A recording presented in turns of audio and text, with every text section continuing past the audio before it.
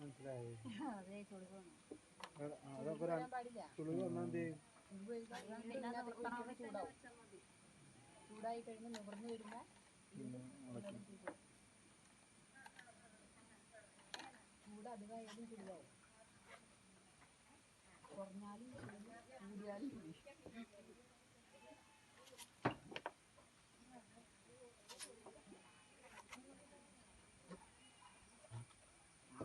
ISI ആണ് ഏറ്റവും കൂടുതൽ ചെയ്യണം.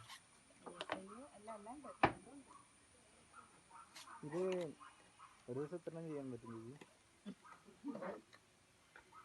നല്ല പൈസക്ക് 2000 വരെ ചെയ്യുന്നവരുണ്ട്.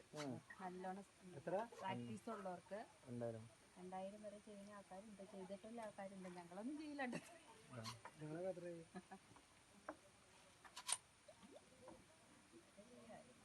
ചൂടായത് എങ്ങനെ മനസ്സിലാവും ചേച്ചി? ആ പൈപ്പ് പിടിക്കുമ്പോൾ